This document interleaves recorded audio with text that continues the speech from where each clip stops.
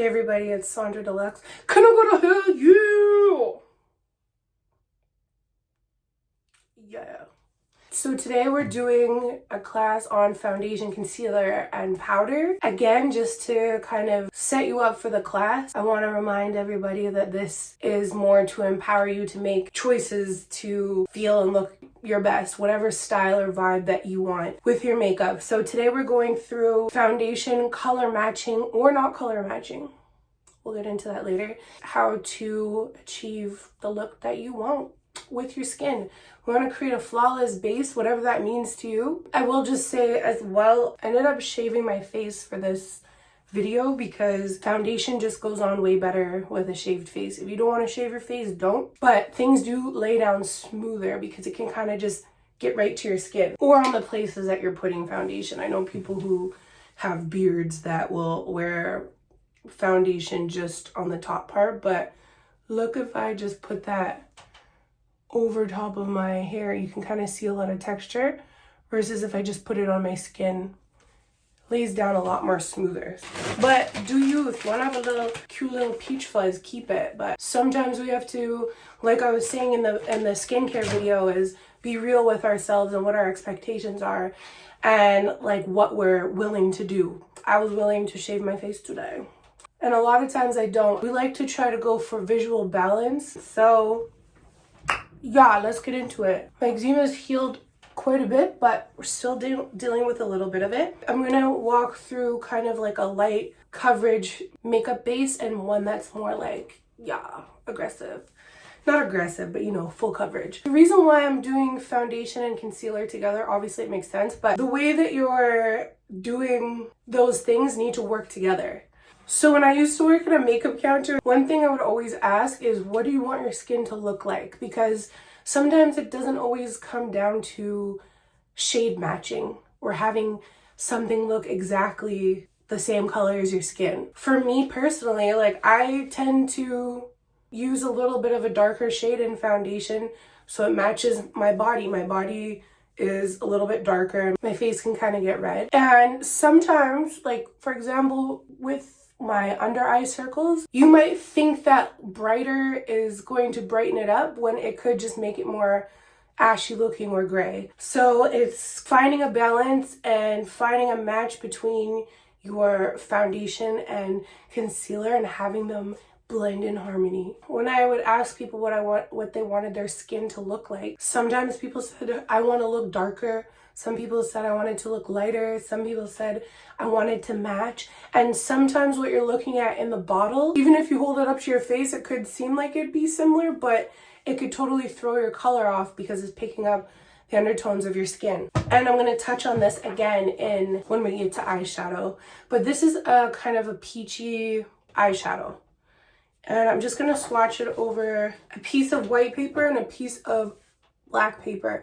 Nobody is these skin colors, but it's kind of the spectrum of where you want to look to see where you are in that, because closer you are to this, the more warm something's going to look. The closer you are to this, the more ashy something is going to show up. So you might want, if you have quite fair skin, to go for something that's a little bit cooler toned.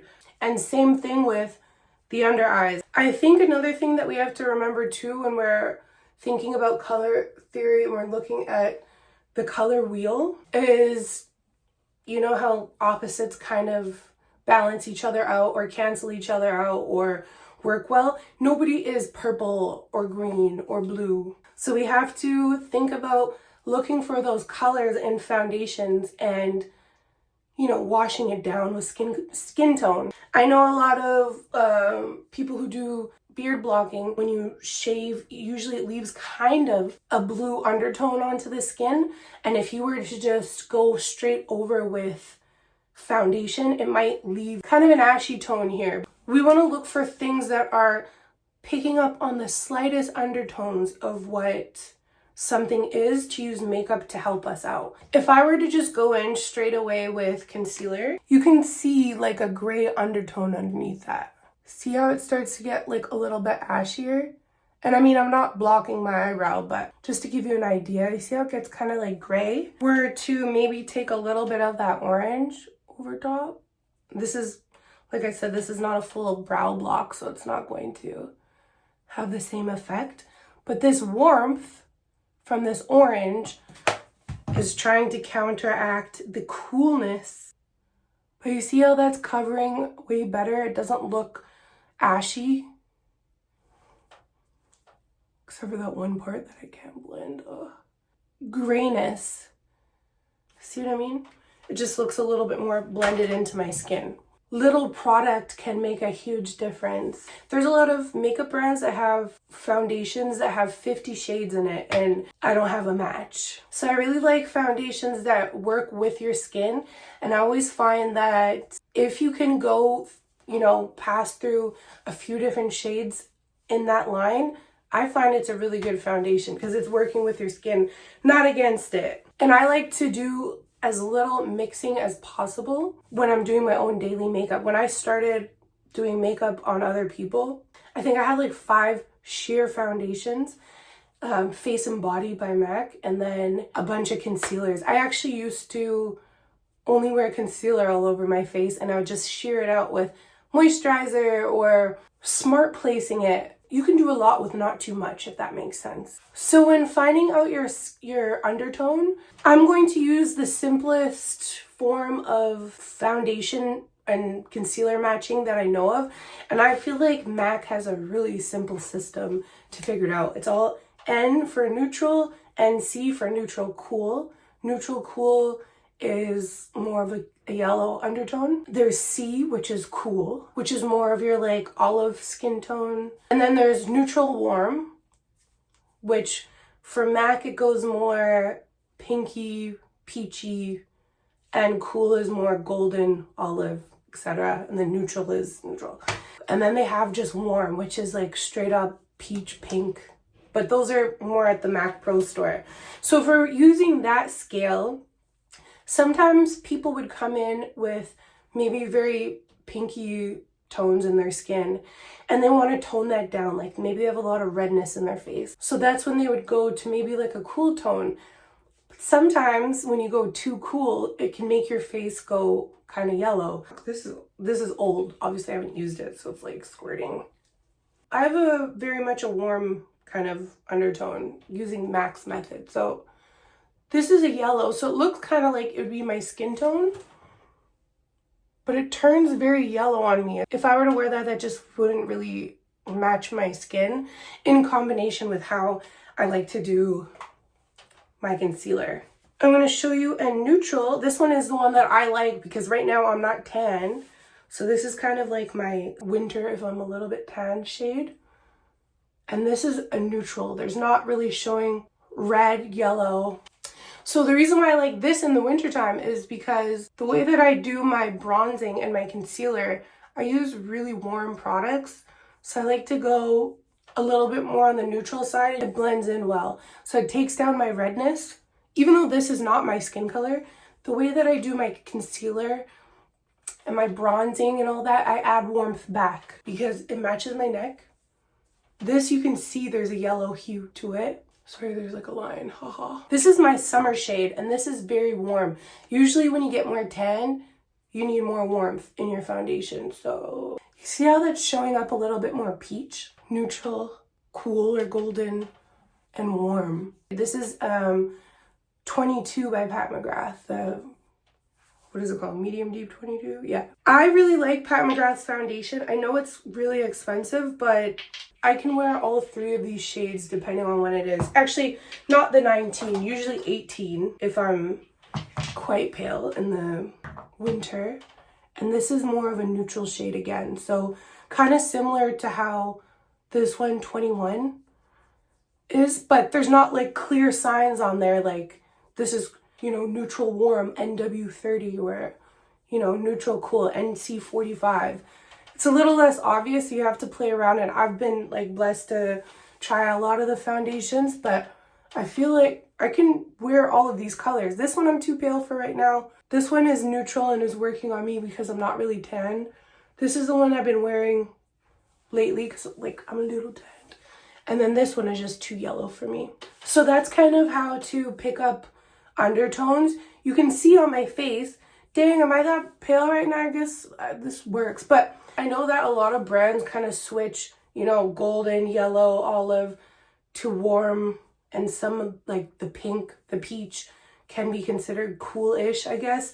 I don't know. I just find the MAC one very straightforward, and if you can understand that for yourself and take a look at how the undertones are and how it balances out your skin, I think that's power. So I just go by the MAC one and I see, you know, what would work for me. But it's funny, when you put foundation and cover one area, it can make other things look more obvious. Like, I didn't notice my nose was all red or underneath my eyebrows were red until I covered up the surrounding areas. So that's why, like I said in the beginning, we're looking for visual balance. Even if you're like, oh, I don't want to wear too much makeup, I don't want to, putting on something just like a tiny bit can make other things look off balance. So I like to do everything all kind of cohesive and all at once. Whenever I'm doing full coverage foundation or more full coverage, like I'm going out, I like to use a little bit of a darker foundation and a really light concealer. So sometimes I'll do, when I'm doing full coverage, I'll do like a really light concealer, a kind of peach concealer, and my foundation. So this is the different levels of color switching up that I do when I'm doing more full glam. When I'm trying to be fake and pretend I'm not wearing makeup, I go a little bit closer to my skin tone. So this is what I would do for more full glam, and this is what I do for more natural glam. So you see how the concealer is a little bit more closer to the foundation shade? Another reason why I like to do everything when it's a little bit wet, this concealer is like a bit too light for me with nothing underneath. Like if I were to just wear this out, that looks a little crazy. But I like that it has a little bit of peach to it, so it totally cancels out my under eyes. This does not have peach in it. It's more yellow, but I'll wear this when I want to kind of still see my under eyes. And it's closer to my skin tone. But if I were to just wear this again, it's really yellow. It doesn't really blend in. See how this looks more natural? You can still kind of see my under eyes. This is great for full glam. This is like my favorite. The Anastasia concealer is really good, and this is in shade 12. And as you can see, it's quite peach. So it's really going to color correct. And if you look at the color wheel, blue and orange are on opposite sides of each other, so they neutralize each other. So again, I'm not blue, I'm not a Smurf, and I'm also not looking for straight up orange. So let me show you if I just do on this side, just a concealer that's lighter and not peach enough for me. Because sometimes I think the lighter the concealer, the more covered it's going to be underneath, but it's not. So this one's just kind of a little too light for me. See how it kind of has like a gray cast underneath? It's not neutralizing the cool tone underneath my eye. This one's settled really nice, dang. See how it's kind of gray? See how this is blended and lifted? I'm going to show you what I like to do. And this is like, I love the e.l.f. Halo Glow. And this is what I do when I'm trying to be fake and pretending I'm not wearing foundation. And it takes like 2 seconds. So I'm going to do a little moisturizer real quick, or sunscreen, but I'm taking this off right after, so it's not that big of a deal. I just want to have my moisturizer on because it makes everything blend a lot easier. e.l.f. Halo Glow, this is not exactly my shade, but like I said before about being able to wear different foundations or whatever in a certain line, so this I can wear a lot of different shades in. But there's actually like a very small amount of pearl in it, so it helps to reflect the light off of your skin, so like blows out your pores and like you look nice and smooth. So now I'm putting on something that's shiny, and whenever I do something shiny like this, I like to use a matte concealer. See how that looks kind of natural? And I'm just going to do a little bit, that was a lot, sorry I wasn't paying attention, of a matte concealer. This is the Huda Beauty Faux Filter Concealer. And I'm doing this quickly because I want everything to kind of seamlessly blend in. See that? You can still kind of see my under eyes, but it just looks very natural. Same thing over here while everything is still wet.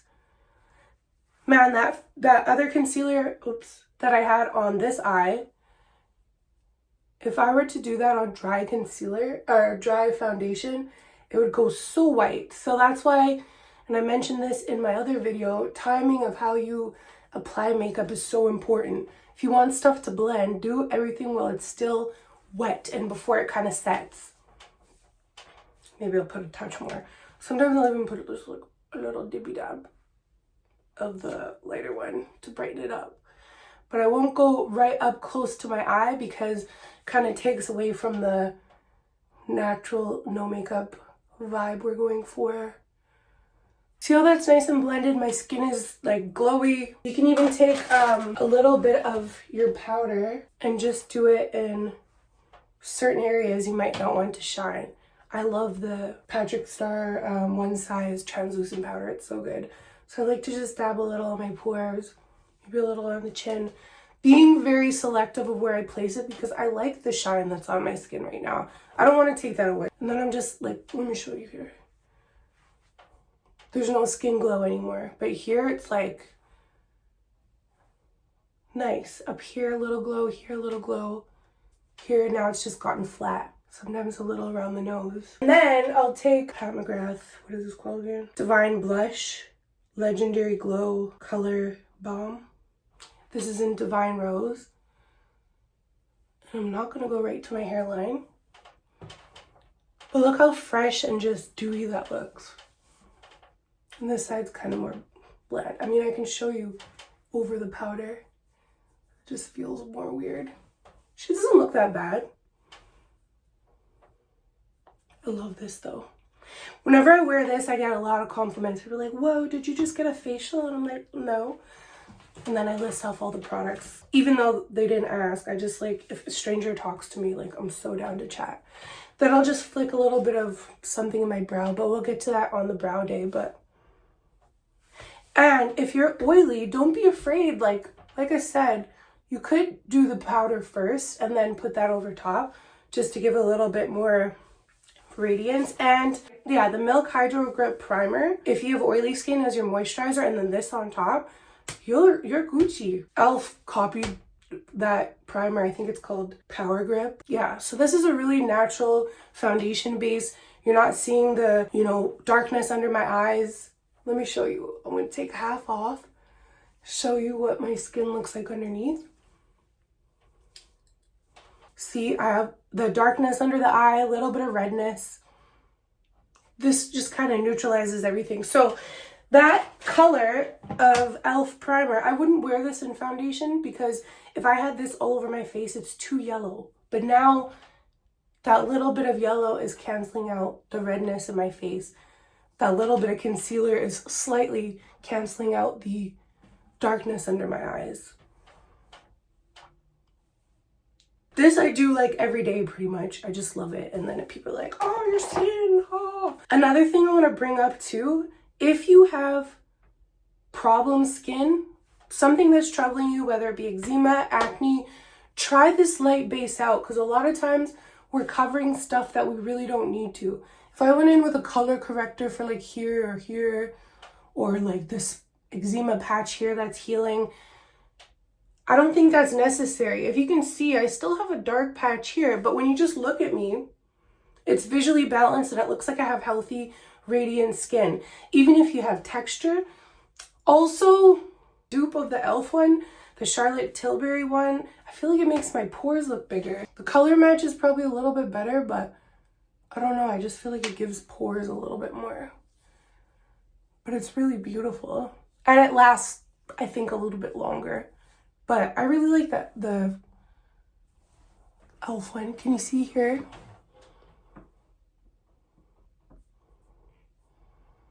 I mean, I just put it on so it's hard to see, but again, I just put a little bit here. There's a little mark there. I don't find it super necessary to go and correct those things. Even, like I said, people would come to me and they're like, I have melasma, I have discoloration, I have, these skin issues going on, and they're trying to gunk up that one part of their face with a bunch of color correctors and products, and sometimes just a light all over sheen or a little bit of coverage can make a difference where it looks balanced. If you're doing something light like this And then you're starting to put, you know, a bunch of concealer here, bunch of concealer here, color correcting. It's not balanced anymore. So that's why I think it's good to like make that decision. Are we going full force, like color correction and having a heavy layer of makeup? Or are we going more of a light base? Because I wear this when I have eczema all over my face and people are like, oh, it looks so good, nice. And I'm like, really? But it's because I'm not overdoing it and gunking it up with more stuff, if that makes sense. I'll also say too, most people want to have warm peach underneath their eyes. Unless you've got, it's very gray underneath. Peachy kind of undertones works really great to brighten it up. And if you're doing stuff more on the face, that's when you'd go for more of a direct color match. So this one, even though I'm not trying to fully cover my under eyes, I still want it to look natural and have a little bit of a cast. But when I'm like going out, I want peach, because peach is going to cancel out this kind of bluey, purpley color underneath my eyes. Okay, so just as a quick recap, color correcting works differently when you're doing a light amount of product, something like this. The little bit of yellow in this, because it's so sheer and it has a little bit of pearl, the undertone isn't as important. Pretty light coverage, and it blends in really well. And just giving a little bit of glow. Having stuff that has a little bit of pearl in it like this really helps to kind of bounce the light off of the little glimmer in it, and it kind of diffuses the skin. So that's why when I do full coverage, which I'm going to get to next, it is put a little bit of a highlighter underneath to kind of blur. Even if you're oily, it's not giving your skin grease, it's giving your skin radiance and health. So what I'm going to do is, again, I'm going to reapply my little bit of moisturizer. And, oh shit. Putting it on all over. And while it's still wet, I'm going to go in with my foundation. I have to make sure I'm using the right color. And I like to do things in layers. So I really like to use my hands because I feel like it just blends things in really nicely. I like to warm my hands up. I like to massage it into my skin. You can definitely use like a beauty blender or a brush. I like a more dense brush like this, but I feel like it just kind of leaves less product behind, if that makes sense. Like, kind of eats it up. But I like something that's dense / fluffy like this because it can kind of blend it all around. This has really fine hairs at the very tip. Where's the camera? So the density is going to push it into the skin almost like a hand would. Oh, I forgot to put the highlighter underneath. I'll start again. Ugh. And the reason why I think I get compliments on my skin, this isn't a step one have nice skin type of video. This is like real on all different types of skin types and textures and skin tones. I like a baked highlighter, as you can see. This is almost done. But what it does is just kind of diffuses the light. The same way I said, this has a little bit of pearl and diffuses the light as well. It just gives a little extra skin glow. And I don't put it on perfectly because we're going to mix it around anyways with the foundation. Here we go. Now, hopefully you can see the difference between when I was doing it without and when I'm doing it with.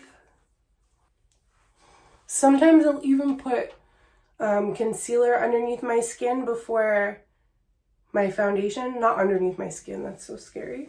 But I'll put a little bit of concealer just on my face, kind of roughly like how I did with the highlighter, and then go over top and mix it around. And I know a lot of people say, actually, I don't know if a lot of people say, but the reason why we typically do foundation before concealer is because you want to see what your foundation can cover on its own. You could be going in and like covering stuff that doesn't need to be covered with concealer. You know what I mean? And that's the same thing when I was telling you about people who have like melasma or whatever. Like, see what the foundation can do first. It's the foundation, the base. And then you go in and perfect and correct with concealer. See how that has like a nice glow? And I match my neck. and my arms. But like I said, I do a little bit darker with foundation, like slightly darker with foundation, because I go so light with concealer. So as I said before, I'm really like freaking loving the Anastasia concealer, and placement has changed over the years. We're seeing a lot of this now, these kind of two steps. Before it was kind of like a fan all the way out, getting smaller. Oops, oopsie daisies. But I find that when you're doing that kind of fan motion for your concealer, it kind of brings your cheek down and makes it kind of heavy down here. But this, it just kind of keeps it nice and high to lift everything. So this is like one of my favorite concealer placements now. I forgot to wet my beauty blender. I gotta figure out where that is. Sometimes I'll even take a too white concealer as well and just like dippity dab over top. And this. Doop, doop. So I always like to blend in the order of most important to least important, and my most important thing is brightening up my under eyes. I really like to, well, no, I don't really like to. I just always wash my beauty blender before I start my makeup, just so it's ready to go. Wring it out so it's not too wet.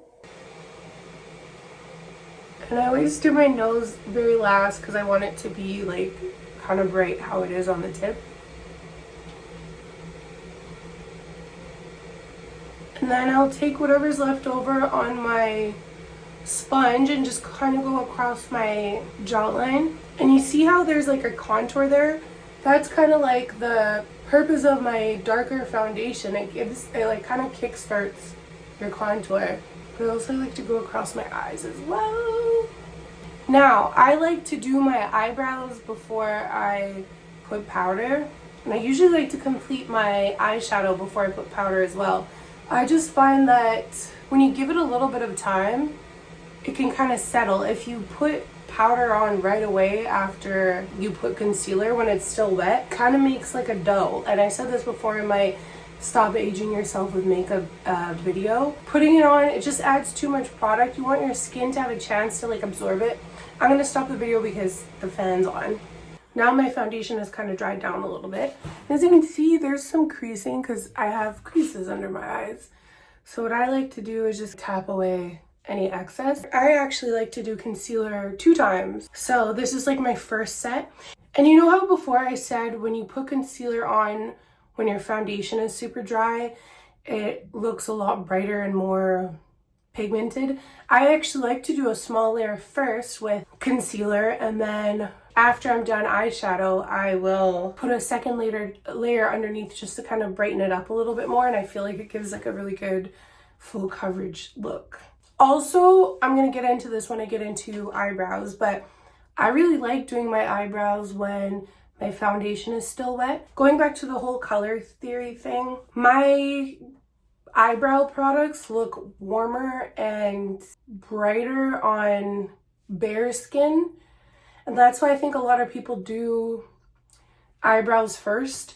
I personally like to do it after because I like to soften up the color a little bit. And it just blends in a little bit more because again, it's a little bit more wet. So going back into timing of makeup application. This is just my personal preference. I know a lot of people like to frame the face first, but again, when I was showing you that my foundation shade is maybe a little bit darker than my skin is, I like to have the backdrop of my eyebrows have a little bit of foundation in it.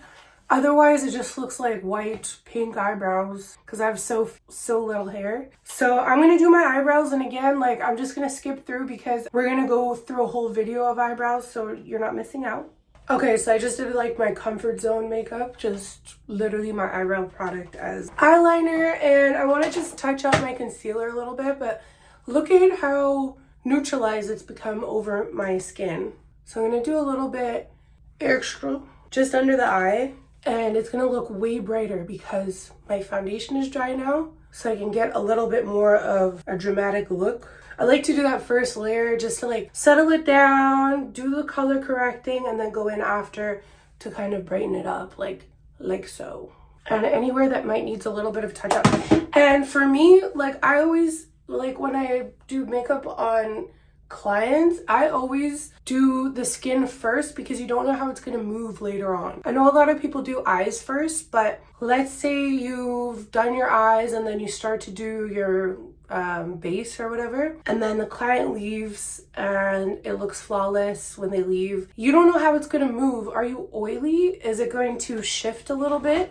Is it going to crease under the eyes? I have like subtle wrinkling under my eyes, so I always have to really like tap my concealer in, and then right when it kind of sets, I will just buff out the last little bits, and that's why I like to do it in 2 layers. Now I think I want to go in with a really bright concealer as well. This one's like way too light for me, but I just want a little extra kerpow, you know? And because my other concealer is still wet, this is going to mix in.